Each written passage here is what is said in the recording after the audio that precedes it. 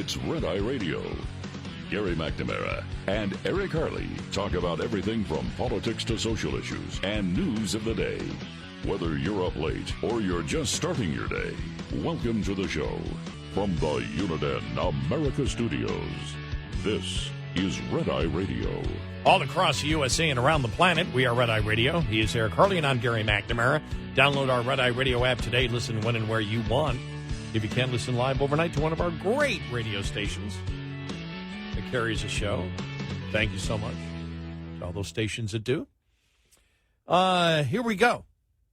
There's the headline, no suspect yet in White House cocaine probe. Still open and active. Well, we've been doing our own investigation here at Red Eye Radio. Investigative reporting at its worst. And I've come to the conclusion that it can't possibly be Hunter Biden's cocaine because there was some left behind. So it has to be somebody else's. That's when you say to yourself, okay, who would have put it in there? Now, just so you know, and I saw this last night, Kayleigh McEnany and, I forgot his name, the other former White House Fleischer. Ari Fleischer, who came out and said there are no cameras in that section. There are no cameras. Right. So that's one of the reasons. He goes, we hear everybody saying there's cameras. And they were in the White House, so they know there are no cameras there. Mm-hmm. Which brings you to the next question, why not? What's the movie, the John Grisham one, where, remember, the two Supreme Court justices are killed? And it's a oil guy who's a friend of the president. Oh, yeah. Which one was that? Oh, I can't think of it. Julia Roberts is in it. Pelican Brief? Yes, the Pelican Brief. And remember, in there, the one aide is looking, down the hallway. He's in the camera room, looking at all the cameras in the Oval Office. Yeah. Basically, it seems that there's cameras wherever, and so that might have helped give me the wrong impression, or just the assumption that they have cameras everywhere, but apparently they don't. No, there were before Bill Clinton. He ruined that for everyone. And so that's one of the things that we didn't know. But the fact is, they know who came in and out. Yeah. During significant periods of time. You know who was present. But here's how I look at it. You say to yourself, okay, you're going to hide something. So you're coming in. Did you discover? Because even Ari Fleischer said, it could be somebody who was a guest of some high-ranking White House official who is a guest, coming in after hours. Will you just walk in? Do you go through the same type of machines, you do at the airport? I saw Dan Bongino, whose former Secret Service, said nobody except the family gets in without being searched or going through everything. Well, those machines at the airport can tell if you have anything in your pocket. You got a bag of Coke, they can see it. Or it identifies it, and they check your pockets. And so you just wonder, how do you get to that point? It was in a cubby. What does that mean? What is in an office like that? What does that actually mean? A cubby hole or a cubby or whatever they were calling it. What is that in reference to? Was it on a desk? What? And so this story has changed so many times, but the fact that there are no cameras there does change, again, the investigative process. Yeah. But you can still narrow it down. But you say to yourself, okay, somebody who's on cocaine's all nervous, you just stash it in there. Because if you got through security and you got the coke on you, why hide it somewhere where they're going to find it? Keep it on your person until you leave, unless you're paranoid because you're all coked up in the White House. Well, one of the first things, if you're considering it thoroughly, has to be, would somebody have planted it there to make it look bad? for Hunter. Because I stand by the idea that Hunter doesn't leave any behind. Could it be the dealer making a delivery? Right. Or is everybody just doing cocaine these days? That's why it's no. Come on, guys, we're all doing it. So what's the big deal? I mean, everybody's smoking weed, so why not?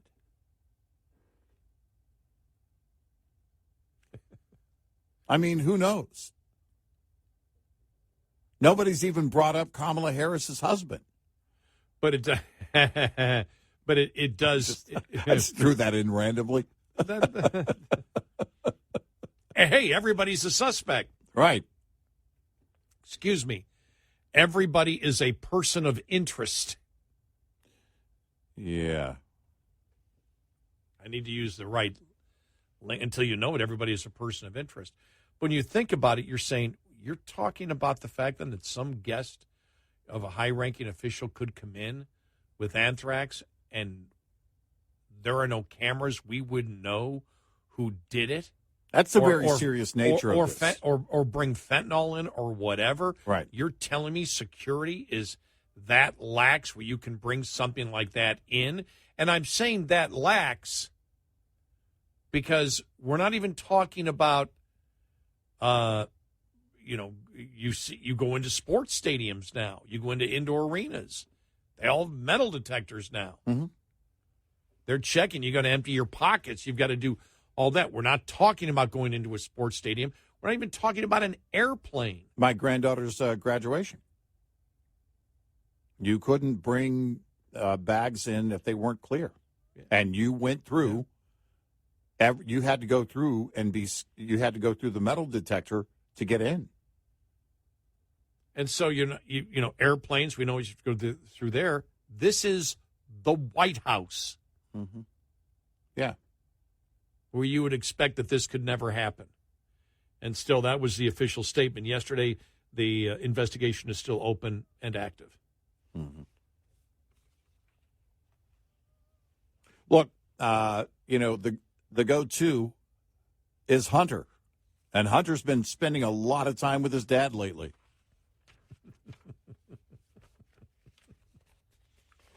Well, it does get to the other point, though. Who doesn't go through security? Who does not get the same security treatment? The immediate family. Yeah. And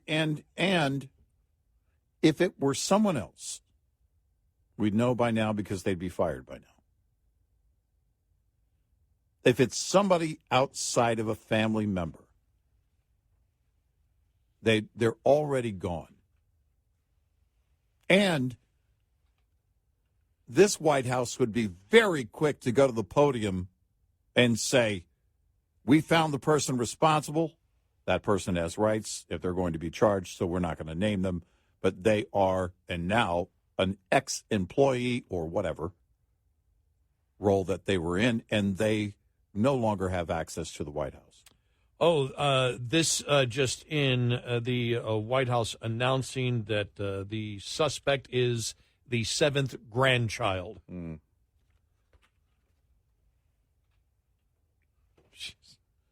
Yeah, it's over and over again, you demonstrate how simple this process should be. Been well over a week now. Doesn't take that long. And if it does take that long, we've got a serious problem with security at the current White House. Yep. They know by now. I'm convinced they know by now. They know they have, at the minimum, they have a suspect or suspects. Yeah. I'm convinced they know. It's 8 days, for God's sakes. Right. They have access to all the technology. They don't no cameras, but I mean, the longer it goes, the worse it looks. Yeah, it does. And you can't get around that, and you want to stomp this fire out quickly, except for if it's hunters. Or Hunter brought in a friend. You're with me. Hey, this person is with me. I mean, Because there is no way around that one because he's been charged.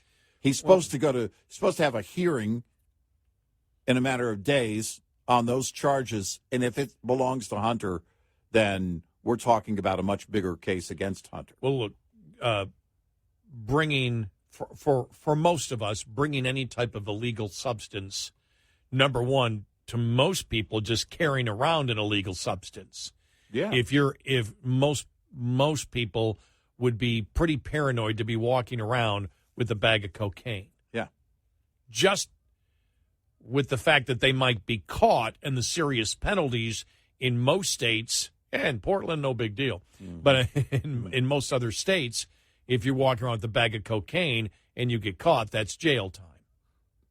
Yeah. How come they haven't said how much cocaine? I've been wondering that myself. You haven't heard that. I mean, was it a lot of cocaine? Was it right? A gram of cocaine? Was it personal use level? Yeah, I don't know the measurements of what is personal use or. Well, then again, it all depends on how big of an addict you are for personal use. Right. That's my stash. It looks like it's an ounce. Right. Well, yeah, that's a weekend. Well, it depends on who you are, right? No, I'm actually being serious. If you're looking from we're joking a little bit, but if you're looking at it from the investigative mind, it does. But most people are paranoid to walk around with stuff that's illegal to begin with. So then you highlight it by the fact that it's somebody going to the White House. Is the average person going to make sure that they don't have their coke when they walk into the White House? I would say yes, because the last thing you want is to be caught with cocaine by security or by the Secret Service inside the White House and face the publicity and the felony charge, which would certainly be coming if you were there. And so what does that tell you? So it means either staff members that may not go through the same security, even though we're told they do, that the only people that don't go through that heightened security each and every day would be family members. Then if you know the security is so high and you're a staff member, you're not going to bring it in. You may leave it in your car and do I was going to say a toke, but that's the wrong terminology. Mm-hmm. A toot. Mm-hmm. You may be you go out to your car and do it at lunch or whatever, but I would be paranoid to bring an illegal substance onto the White House property. So even in my vehicle. It's somebody that has great confidence that they're not going to be caught. Yeah, it has somebody that has no paranoia that they're going to be caught. But then putting it in the cubbyhole, doesn't that show? And again, I'm just trying to look at it from an investigative mind, law enforcement investigative mind. Were you trying to hide it? Did you realize you have it and said, okay, I'm going to put it in here?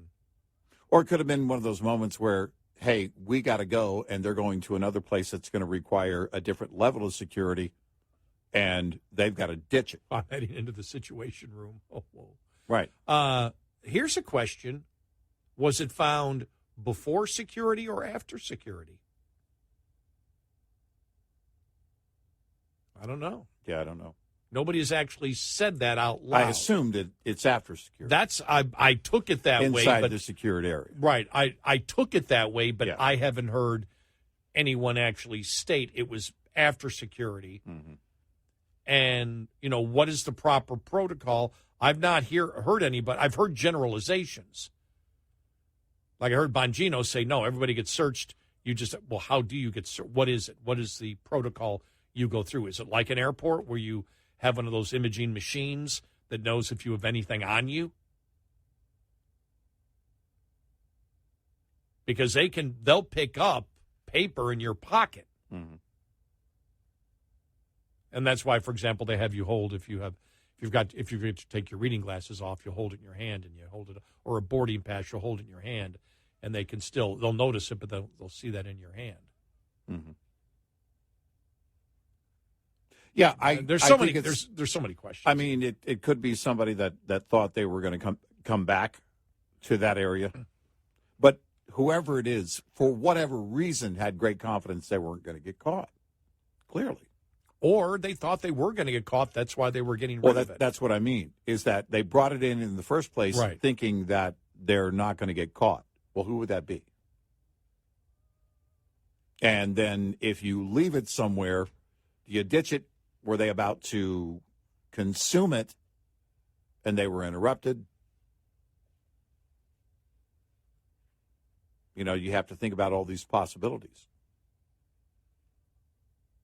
But they believed they weren't going to get caught. They didn't have that built-in paranoia and like of bringing it in the first place. And like everything else, because it's not, you can't look at this, and this doesn't stand alone. This stands with everything else that goes on at the White House. You look at it, and the average person is going to say, what's taking them so long to figure this out? The longer it goes on, the more the continued perception that everything that happens in this White House is covered up somehow. Exactly. Whether it's true or not. Right. The perception is there because everything else takes so long. It's like pulling teeth. You can't get an answer. You don't get a straight answer from law enforcement. So the opinion now is after 8 days, we're really getting no information from the Secret Service. Is everybody covering for the Bidens? Well, and that's the it. perception that is out and there that's at it. that point. Unless it's somebody close to the president, you would want to get out there and get in front of it and say, hey, we found the person responsible. They're no longer employed or whatever, and you're done with them. If it's somebody close to the president, you don't know how to handle this. The president not even willing to address it at all, just walking away. Right. That's the same behavior as not wanting to communicate or be transparent with the American people. Exactly. 866-90 Red Eye. We now have the ag trade numbers for the first 8 months of the fiscal year, October through May, and in that trade update, a lot of negative numbers. USDA economist and trade tracker Bart Kenner says U.S. ag exports for October through May totaled at just over $128.5 billion, 5% below the same time frame a year ago. It's the big downturn in bulk products that is the biggest mover of the total export value. Bulk product sales down 8% from a year ago. Exports of wheat for October through May were $4.5 billion, down 4% from the same time last year.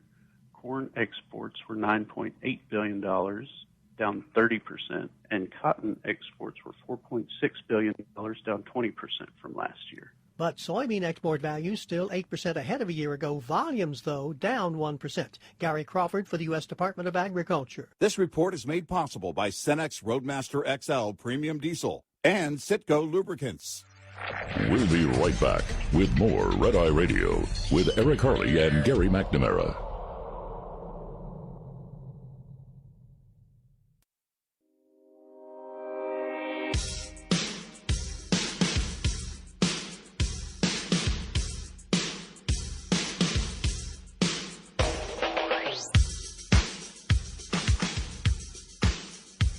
It's Red Eye Radio. He's Eric Harley, and I'm Gary McNamara. Well, the Hunter Biden prosecutor speaks again. Well, actually doesn't speak, but sends a letter to Lindsey Graham and really doesn't answer any of the questions that they asked him. So we'll get to the specifics of that coming up here. Plus, we will tell you about the socialist that was run out of the Socialist Party for not being socialist enough, and this socialist supports Bernie Sanders. Yeah, but how socialist do you have to be in 2023 to be a socialist in good standing? Do you have to be more communist than just socialist? Oh, yeah. Yeah. In fact, communism is, they believe, is too conservative. You got to go much further than communism.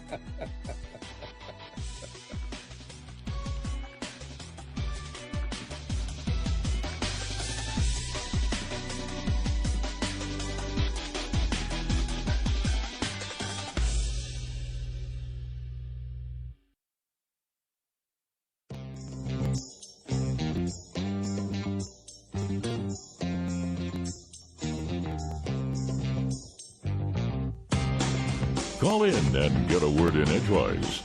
Eric Harley and Gary McNamara on Red Eye Radio. And he is Eric Harley, and I'm Gary McNamara, 86690 Red Eye. I just want to play this quick cut from Kayleigh McEnany yesterday, former White House spokesperson for Donald Trump, about how the cocaine might have got in the White House. So that is definitely the case. You could narrow down based on the area. So oftentimes in the Trump administration, we would sit members of the press who are meeting with the president in the press room. So if it's found in the press room, you'd think, okay, maybe the press who has access to this room. It wasn't found there. You can rule out the press. But then you have a series of deductive reasoning. At first, we're told it was in the library under the residence. All right, tourists walk through there. Then all of a sudden the story changed. Now it's in the cubby holes right when you walk into the West Executive entrance. Now, staff brings their guest right through there. The staff guests are primarily who use that.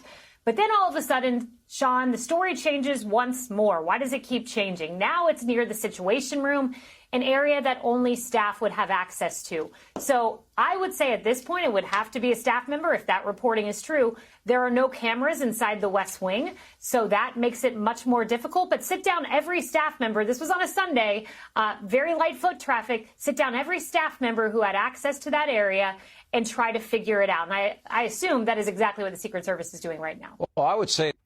There you go. Yeah, okay. So that's one thing we learned. And I didn't see, when this came up last week, I didn't see any headlines saying there are no cameras there because the media was asking that question with all the cameras. It's likely because the location changed. Yeah, that's a great point. As Location she pointed changed. out. That's a good point. And now if it's near the Situation Room, okay, West Wing, no cameras. So we narrow it down to staffers. And a story that keeps changing like that reeks. Yeah, that's the thing.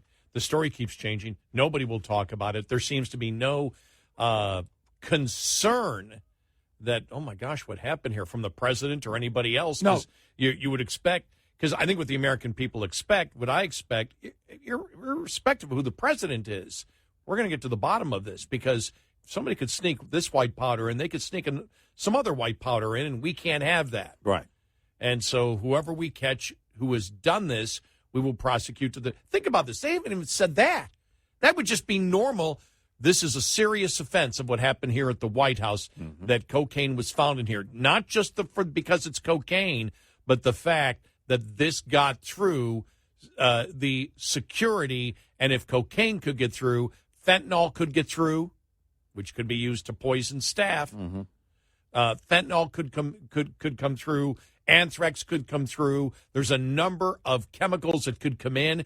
We take this seriously, and when we find out who did this, which we will prosecute to the full extent of the law.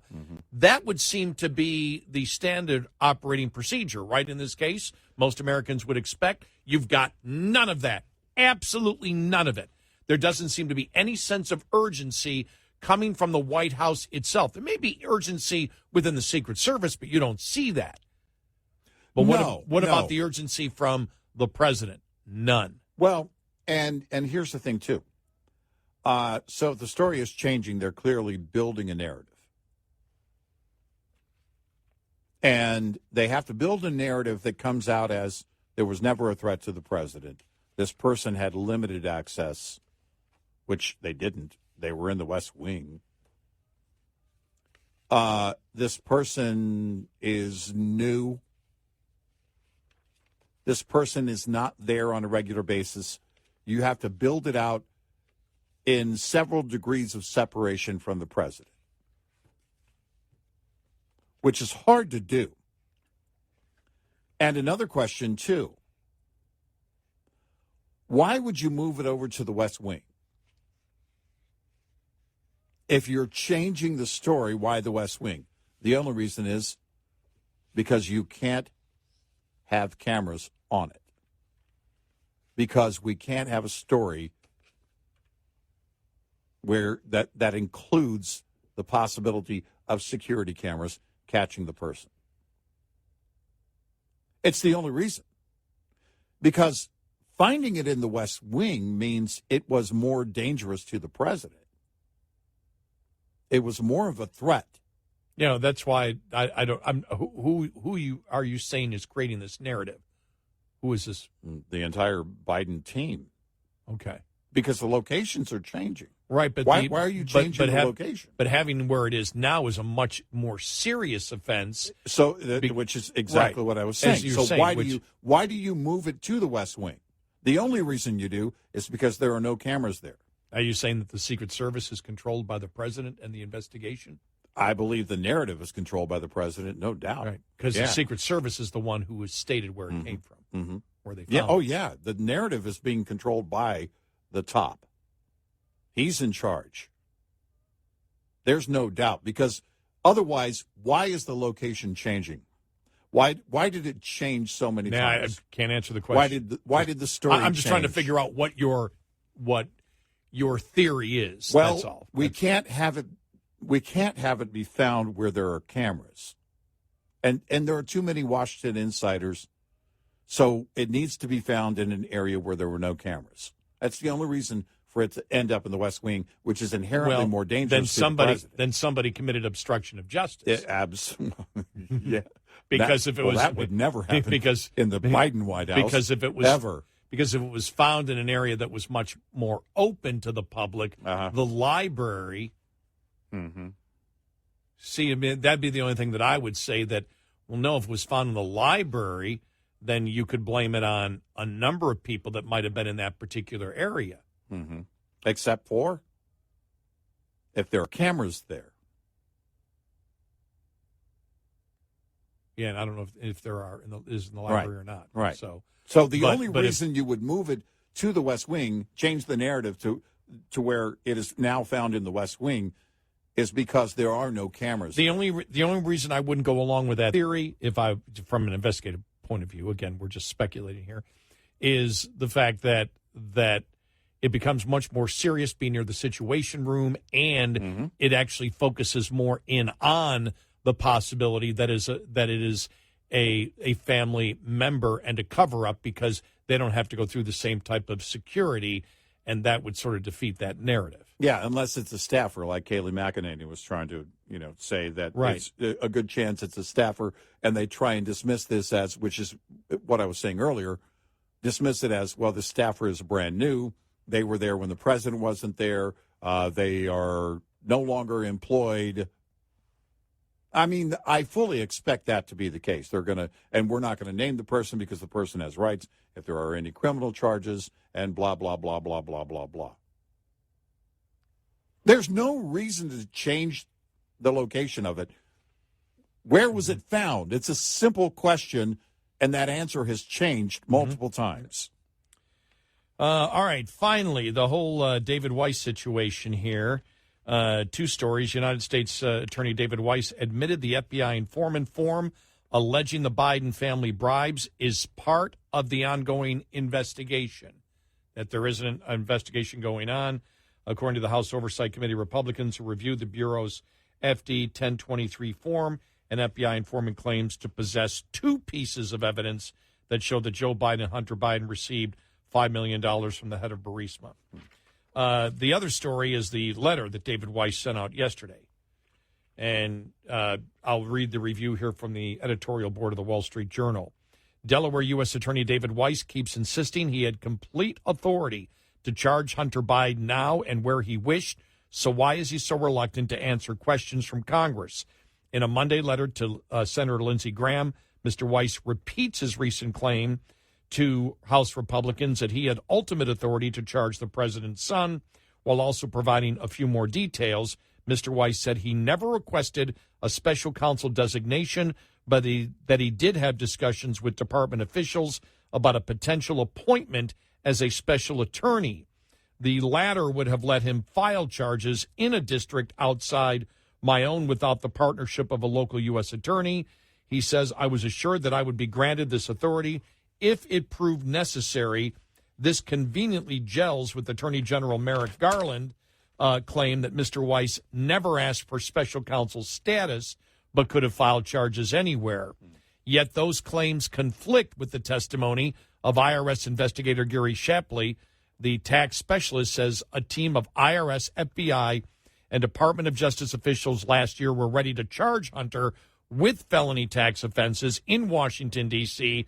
and California, and that Mr. Weiss told them in an October meeting that he was denied special counsel authority from the Maine Department of Justice, and that he wasn't the deciding official on whether charges are filed. Mr. Weiss last month settled the tax case in Delaware in a deal that will likely let Hunter escape jail time.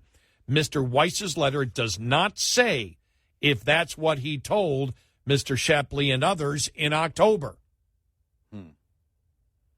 It also doesn't answer whether U.S. attorneys appointed by President Biden blocked Mr. Weiss from filing charges against Hunter in their D.C. and California districts. That's Mr. Shapley's claim, and the New York Times reports it has confirmed the California part of the story. That undermines Mr. Garland's claim that the probe was free from political interference. If Mr. Weiss did have the freedom to ask for special attorney privileges, why didn't he pursue the charges that his team spent years investigating and recommended? In his letter, Mr. Weiss again refused to discuss anything further about his ongoing investigation. But if he settled the case, why is it ongoing? Congress has the right to demand that Mr. Weiss answer its questions. So he puts out a statement which leaves you just more confused than you were before, that doesn't answer the specific questions that relate to Mr. Shapley's testimony. Yeah. At all. Right. Someone's lying. Yeah. I said from the very beginning. Yep. And finally, a member of the Massachusetts House has left Boston's Democratic Socialist of America's chapter before a vote for expulsion, Politico reported on Monday. The Boston Democratic Socialist Association has accused Democratic Massachusetts State Representative Mike Connolly, a self-proclaimed Democratic Socialist, of violating numerous internal policies, including supporting more moderate Democrats and backing a rent control plan from the Democratic Boston Mayor, Politico reported. Connolly, who's been a vocal supporter of Senator Bernie Sanders, ascended to the House in 2016 after defeating the incumbent. This will not change anything in terms of my policy preferences, Connolly told the Daily Caller. It would be unfair to my Cambridge and Somerville constituents to continue defending myself over the course of the next 2 to 3 weeks as this complicated and unprecedented voting process unfolded, especially when there's so much important work for us to do. I want to see the specific details, though. Specifically, why a socialist gets kicked out of the socialist club. Well, that's not detailed enough for me. I need to know the specifics. Supporting more moderate Democrats. How dare you? Well, what's a moderate Democrat today? Tell me one that exists. When every single Democrat except Manchin votes that a biological male could be a biological female if they say so, and biological men should be able to use locker rooms and should be able to play sports, and that children should be able to make the decision to commit self-mutilation. Tell me where the moderate Democrat is. No, that's a good question, but that's what they cite, supporting more moderate Democrats. That's why I want the specifics. Did they get Mitt Romney on the phone? Liz Cheney? No, I'm just joking. They're not moderate at all, neither one of them. 866-90 Red Eye. Coming up, more with Gary McNamara and Eric Harley. It's Red Eye Radio.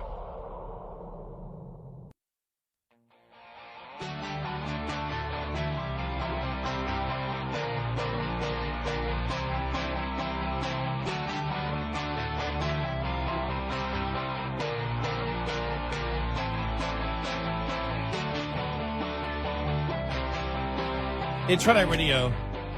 He is Eric Harley, and I'm Gary McNamara. Will be interesting to see how long this takes, or whether this whole cocaine story just dies and goes nowhere. I mean, how long the president's in for the NATO meeting and everything with and the absurd things of talking climate change with John Kerry and the UK energy minister, who definitely disagrees with John Kerry. Mm-hmm. In fact, when he looks at the mindset of the United States and what the Biden administration wishes to do to accelerate towards green energy, as he stated the other day, it's idiotic, as he stated yesterday. Right. So, will the discussions of what's going on there, will we forget about the cocaine? Nope. It will stay because, well, it's, for a lot of people, it's humorous. And if you don't close the door on it and bury it once and for all, it won't go away.